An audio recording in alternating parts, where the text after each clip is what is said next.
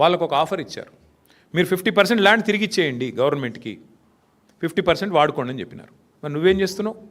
9,292 ఎకరాలు నీ అత్త సొమ్ము అన్నట్టు, నీ అబ్బ సొత్తు అన్నట్టు ఇలా సంతర్పణ చేస్తున్నావు. ఎవరి సొత్తు? ఎందుకు అడుగుతలేవు? వెనుకకు సగం ఇచ్చేయమని అడుగు, డిమాండ్ పెట్టు. 50% land should be given back.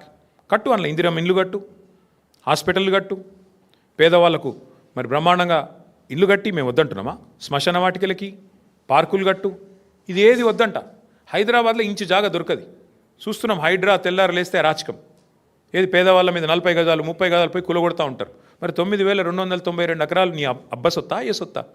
ఎట్లిస్తావు నువ్వు ప్రభుత్వ సొత్తును? ఇష్టం వచ్చినట్టు ఎవడికి పడితే వాడికి. ఈ విషయంలో వదిలిపెట్టం, ఊరుకోము. ఇది పెద్ద లూటు. ఇంతకు మించిన దోపిడీ బహుశా భారతదేశంలో ఎక్కడ జరగలేదు. ప్రభుత్వం డైరెక్ట్గా క్యాబినెట్లో పెట్టి ఇవాళ దోచుకునే ప్రయత్నం చేస్తూ ఉంది. మేమేమో 15 రోజుల్లో అనుమతులు పరిశ్రమలకు అందించినాం. నువ్వేం చేస్తున్నావు?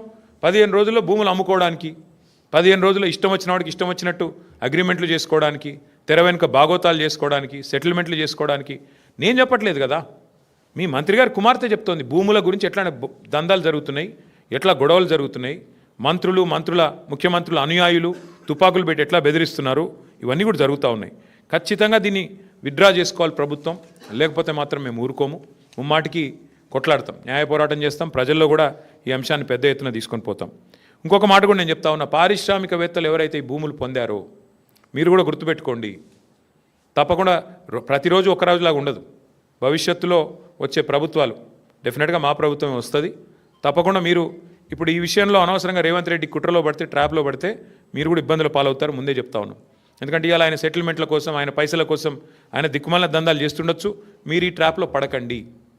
న్యాయంగా చేద్దాం. చేసేది ఉంటే 100% 200% కట్టాలా, లేదా వాపస్ 50% ప్రజలకు ఇవ్వాలా. మీకు ఇచ్చిందే ఇప్పుడు సింపుల్ లెక్క. నేను మా సుదర్శన్ రెడ్డి గారికి ల్యాండ్ కేటాయించానండి. ఉదాహరణకు చెప్తాను, ఇంకొకటి మీకు అర్థమవుతానికి సులువైన భాషలో చెప్తున్నాను. సుదర్శన్ రెడ్డి వస్తాడు నా దగ్గరికి, అన్న నాకు హైదరాబాద్లో నువ్వు ప్రభుత్వంలో ఉన్నావు కదా, 1 ఎకరం కేటాయించు భూమి అంటాడు. ఉత్తగానే కేటాయిస్తారా? ఇయ్యం కదా. దేనికి అని అడుగుతాం. దేనికి ఇవ్వాలి నీకు భూమి? లేదన్నా నేను అపార్ట్మెంట్ కట్టుకుంటా, నాకు ఈ బయట కొంటే 50 కోట్లు అవుతుంది, నాకు 10 కోట్లకి అంటే ఇస్తామా? ఇవ్వలేము. అదే సుదర్శన్ రెడ్డి, అన్న నేను ఇండస్ట్రీ పెడతా, నాకు 1 ఎకరం ఇవ్వంటే ఇస్తాం. ఎందుకు? పరిశ్రమ పెడితే ఉపాధి వస్తుందని ఇస్తాం. కానీ సుదర్శన్ రెడ్డి 10 ఎకరం భూమి తీసుకొని ఇచ్చిన ఉద్దేశం నెరవేరకుండా అసలు ఇచ్చిన పని పక్కకు పెట్టేసి నేను అపార్ట్మెంట్లు కట్టేసిండు అనుకో, తెల్లారు ఏం చేయాలి నేను ప్రభుత్వంగా? ఖచ్చితంగా వెంటనే స్వాధీనం చేసుకోవాలి. నేను అడిగేది అది. ఇది ప్రజల సొత్తు, ఇది ప్రజల భూమి. అడ్డికి పావు షేర్ ఇవాళ పారిశ్రామికవేత్తలకు ఇచ్చి వాళ్ళు వాళ్ళ తరతరాలు, వాళ్ళ కుటుంబ సభ్యులు, వాళ్ళ మునిమన్మన్లు దోచుకతినే నీకు ఆ ప్రభుత్వ భూమి ఇచ్చేది. ఎట్టి పరిస్థితులు ఒప్పుకోమిది. ఇది మా ప్రభుత్వంలో 9.5 ఏళ్ళలో మేము ఎక్కడ ఇయ్యలేదు. చాలామంది వచ్చినారు బ్రోకర్లు మా దగ్గరికి కూడా, కానీ మేము చేయలేదు ఇట్లాంటి గలీజ్ పని. ఎందుకంటే ప్రజల సొత్తు. వస్తే కూడా నేను చెప్పాను, అందులో మా నాయకులు కూడా వచ్చారు, అది కూడా చెప్తున్నాను నేను, అన్న ఇది చేయండి అని. నో నథింగ్ డూయింగ్, మేము చేయమని చెప్పాం. దాంతో కట్టుబాటుతో మేము పనిచేసినాం. ఇలా 100% ఈ విషయంలో నేను చెప్తా ఉన్నా, ఈ ప్రభుత్వం దిగిపోయినాక కూడా ముమ్మాటికి దీని మీద ఎంక్వైరీలు జరుగుతాయి, దీనిలో బాధ్యులను పట్టుకోవడం జరుగుతుంది. ఇందులో అనవసరంగా ఎవరన్నా పోతే మాత్రం చాలా ఇబ్బంది పడతారు. మళ్ళీ చెప్తున్నా, ఎస్ఆర్ఓ వాల్యూస్ ఎక్కడున్నాయి, మార్కెట్ వాల్యూస్ ఎక్కడున్నాయండి? ఎస్ఆర్ఓ వాల్యూకి మార్కెట్ వాల్యూకి పొంతన ఉందా? కనీసం 30,000 ఎస్ఆర్ఓ వాల్యూ ఉంటే 2 లక్షలు మార్కెట్ వాల్యూ ఉంది. నువ్వు ఆ 30,000లో 10,000 కడితే 2 లక్షల వాల్యూ ఉన్నా ఇచ్చేస్తా అంటున్నావు భూమిని. ఇది ఎక్కడి న్యాయం? ఇది ఎక్కడి లూటు? 100% 5 లక్షల కోట్ల ఈ భూమిలో ఖచ్చితంగా రేవంత్ రెడ్డి గారు 40-50 వేల కోట్లన్నా వెనకేసుకోవాలనేది ఆయన ఆలోచన. దీన్ని అందుకే సాగనివ్వం. ప్రధాన ప్రతిపక్ష పార్టీగా మేము ఈ అంశాన్ని లేవనెత్తుతా ఉన్నాం. బీజేపీకి గనక చిత్తశుద్ధి ఉంటే, భారతీయ జనతా పార్టీ ప్రభుత్వానికి గనక చిత్తశుద్ధి ఉంటే వారు కూడా ఈ విషయంలో జోక్యం చేసుకోవాలి. ఖచ్చితంగా ఇందులో కొన్ని సంస్థలు అందులో బీజేపీ వాళ్ళు కూడా ఉన్నారు, కొన్ని సంస్థల యజమానులు. కాబట్టి నేను చెప్తున్నా, వాళ్ళకి చిత్తశుద్ధి ఉంటే, నిజంగా మీ పాత్ర ఇందులో లేకపోతే, వారు ఒకటి కాకపోతే మీరు కూడా వెంటనే స్పందించాలని చెప్పి నేను డిమాండ్ చేస్తా ఉన్నాను. ముందుకు రావాలని చెప్పి డిమాండ్ చేస్తూ, ఈ పాలసీ పూర్తిగా భూకుంభకోణం, భారతదేశంలోనే అతిపెద్ద భూకుంభకోణానికి వారు తెరలేపారు. ఇది ఖచ్చితంగా దీన్ని అడ్డుకోవాలని చెప్పి ప్రజలు కూడా దీని విషయంలో అప్రమత్తంగా ఉండాలి అని చెప్పి మళ్ళొకసారి మీకు విజ్ఞప్తి చేస్తూ మీ అందరికీ కూడా ధన్యవాదాలు.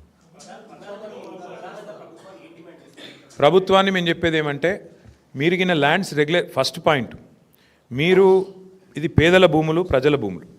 అయితే 50% వెనక్కి తీసుకోండి లేదా 100% వెనక్కి తీసుకోండి, అదొక ఆప్షన్ నెంబర్ 1. ఎందుకంటే భూములు ఇచ్చేది పారిశ్రామికీకరణ కోసం. ఆ ఉద్దేశం ఒకవేళ నెరవేరకపోతే ప్రభుత్వం తిరిగి స్వాధీనం చేసుకోవచ్చు నెంబర్ 1. ఆ భూముల్లో స్వాధీనం చేసుకున్న భూముల్లో ఇండ్లు కట్టండి, స్వాధీనం చేసుకున్న భూముల్లో పార్కులు కట్టండి, ప్రజలకు ఉపయోగపడే అవసరం ఉండే పనులు చేయండి, ప్రజా ఉపయోగకరమైన పనులు చేయండి నెంబర్ 1.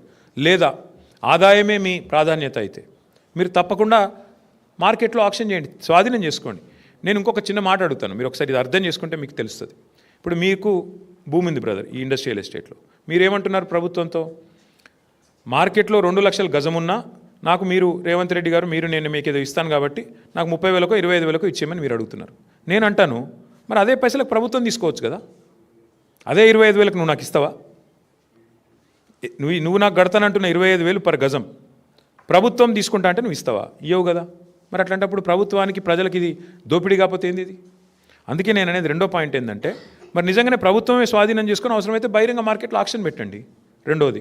లేదు మూడోది, బాంబే తరహాలో 50% వెనుకకు తీసుకోండి, 50% వాళ్ళకి ఇవ్వండి, ఇచ్చి దానిలో కూడా 100% కట్టాలి రిజిస్ట్రేషన్ ఛార్జ్. ఈ 30%, 20% ఈ గీసి బేరాలాడు అలా దాని వెనకాల తెర వెనక ఏదో జరుగుతున్నట్టుగానే అర్థం చేసుకోవాల్సి వస్తుంది.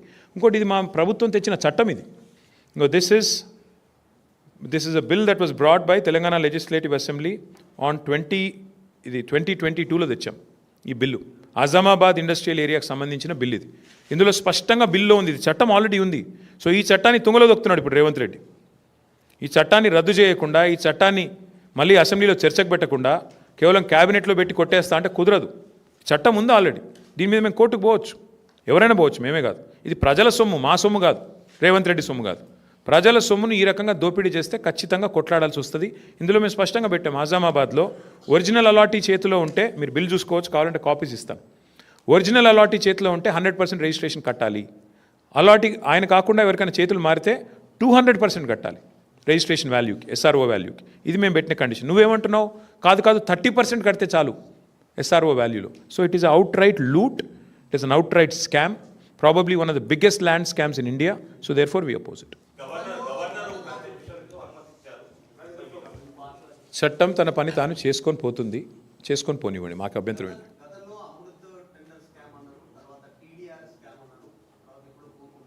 ఇదేది ఇది ఎట్లా ఉందంటే, ఇవాళ జాయింట్ వెంచర్ గవర్నమెంట్ నడుస్తుంది తెలంగాణలో. కాంగ్రెస్ బీజేపీ కలిసి ప్రభుత్వాన్ని నడుపుతున్నాయి. మేము అమృత్ స్కామ్లో ముఖ్యమంత్రి గారి బావమరిదికి కేంద్ర ప్రభుత్వం వర్క్ ఇచ్చింది. ఆయనకు అర్హత లేకపోయినా, ఫైనాన్షియల్ కేపబిలిటీ లేకపోయినా ఇవాళ 2 crore టర్నోవర్ ఉన్న కంపెనీకి 1137 crore టెండర్ ఇచ్చారు. మరి కేంద్ర ప్రభుత్వం, రాష్ట్ర ప్రభుత్వం, కాంగ్రెస్ బీజేపీ ఎంత లోతుగా సంబంధం ఉందో దాన్ని బట్టే చెప్పొచ్చు. వెంటనే ఒక బీజేపీ ఎంపీకి ఇక్కడ ముఖ్యమంత్రి గారు 1350 కోట్ల వరకు ఇక్కడ స్టేట్ గవర్నమెంట్ ఇచ్చింది. అంటే ఎంత లోతైన జాయింట్ వెంచర్ అయితే దాన్ని బట్టి చెప్పొచ్చు. సో అమృత్ అట్లా. టీడీఆర్ మీరు చూస్తున్నారు, టీడీఆర్ కూడా మొత్తం ఇవాళ ఎక్కడ పోతారు, వాళ్ళు ఎక్కడ పోతారు, మేము ఎక్కడ పోతాం. మళ్ళీ గవర్నమెంట్లోకి వస్తాం, అన్నీ తెరుస్తాం, అన్ని బుక్కులు తెరవాల్సి వస్తుంది. ఎవరెవరి చేతిలో ఉన్నాయంటే ఇందాక నేను చెప్పిన బ్రోకర్ల పేర్లు చెప్పాను కదా 10 మంది, ఆ దండుపాలెం బ్యాచ్ చేతిలోనే టీడీఆర్లు అన్నీ కొనుక్కున్నారు. ఇవాళ వాళ్ళే చేస్తున్నారు ఇదంతా. డెఫినెట్గా ఇది కూడా బహుశా భారతదేశంలో ఎవరు చేయనంత పెద్ద కుంభకోణం ఇది. 9th